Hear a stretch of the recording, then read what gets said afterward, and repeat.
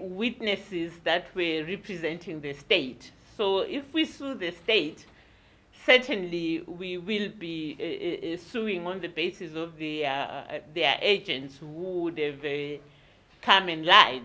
But I think there's room for individual liability.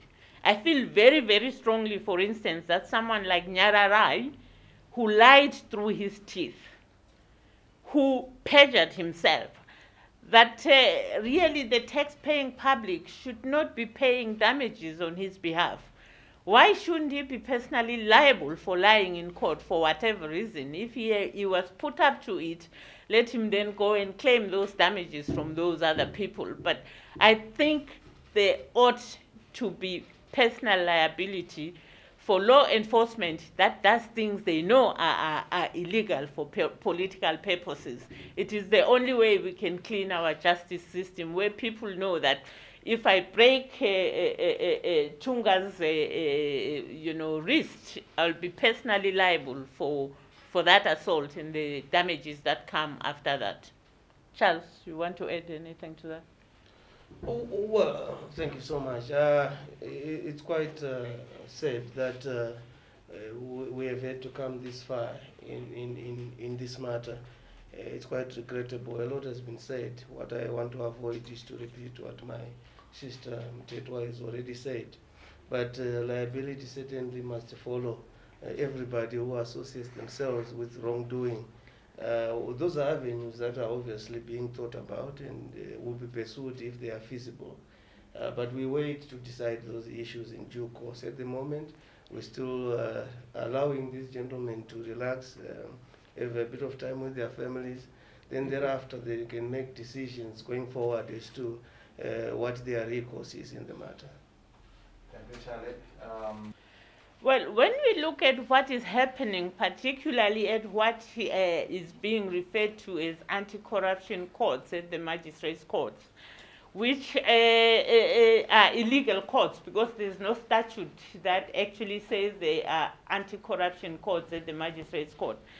We all know that when you go to those courts, you are done, you are finished. You will not get bail for weeks on end.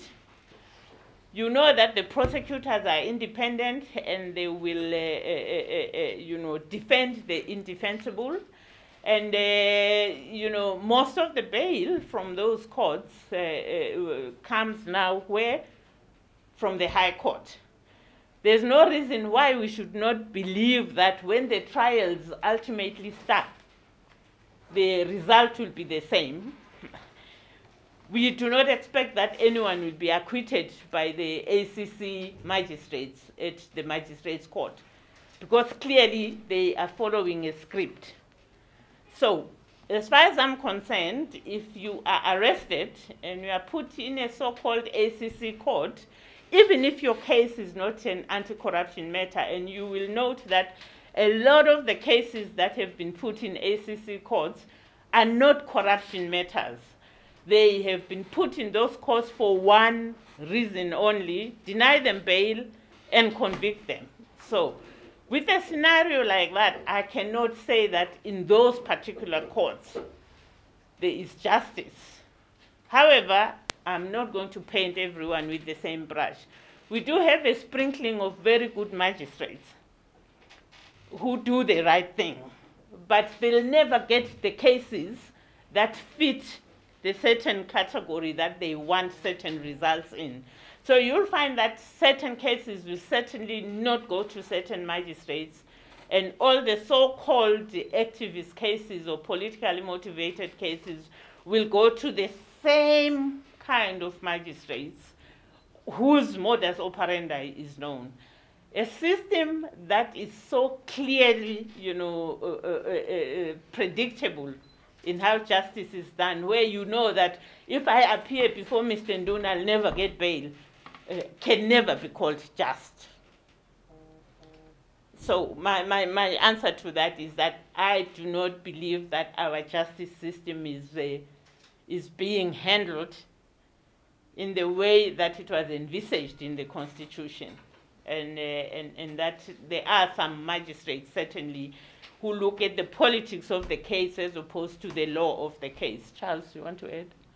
Yeah, I mean, just to explain that, when you look at this matter, one of the things that is regrettable is that an injustice has been done, not only to these two gentlemen and their families, it has also been done to the person who died. Why? Because there was a preoccupation by the state to pin the murder on the MDC. Within an hour of this incident, the police had rounded up all MDC activists in the area, put them in custody. They then abandoned all manner of investigation. Now the family deserve to know what happened to their relative, but they never got to know about it. Why? Because there was a misapplication of the entire investigation mechanism. So you find that happening even now.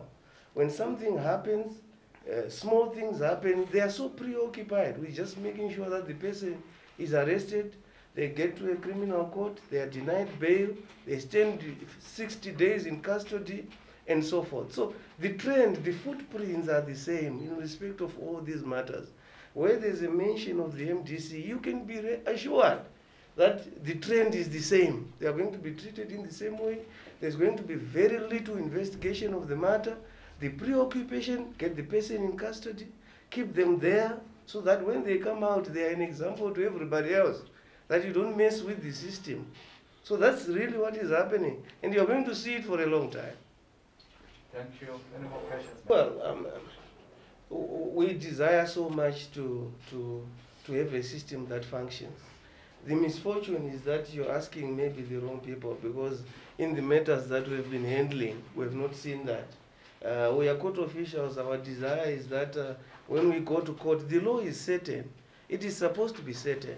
When we give advice to our clients, we are supposed to give them on the basis of a system that we know delivers certain outcomes, and the law can actually be administered in a particularly definitive way. But in the matters that we have handled so far, we have not seen any of that justice in terms of how delivery is done. We have been disappointed by the criminal justice system in its entirety, from the police station, when you go to the court, when you go to the prisons. Entirely we are not happy, we are not satisfied. Certainly in respect of the clients that we have been able to serve. We can't speak for everybody else. Maybe if you ask another lawyer who has handled some other matter, they'll probably say they are happy, but we are not in respect of what has happened. These guys are a perfect example why we are not happy, why we don't think that justice has been served.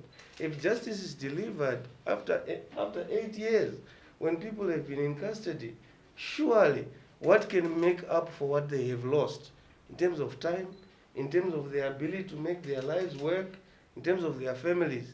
So really, it's a serious indictment on the entire justice system. Yeah, it's actually more like when you go to court with a criminal case, you know that whatever the prosecution says will be treated as gospel truth, and whatever the defense says in these kinds of cases will be treated with skepticism. As a result, there is no impetus on the other state organs to do things properly. Why should a policeman bother to investigate properly when they know that all they need to say is that, oh, I heard from my unnamed sources that, yes, this person was there. And the court does not treat that as hearsay, that's inadmissible.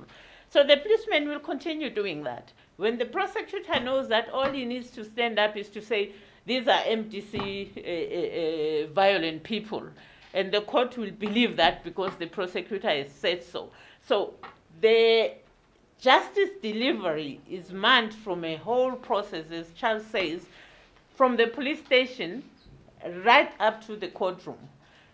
The stakes against those that are seen to be in the opposition are so high that it is virtually impossible to get justice, because what Mr. Nyazamba said every day in court, however ridiculous, fell onto very fertile ground, and the judge bought that.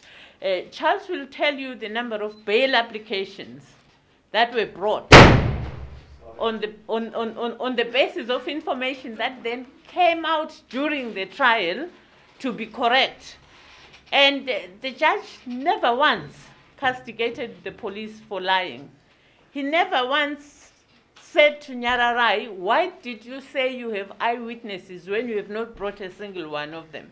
So clearly, the transparency you are talking about, the fairness you are talking about, the even-handedness you are talking about was absent in this case, and it is absent in a lot of similar cases seen to involve political activists in the opposition.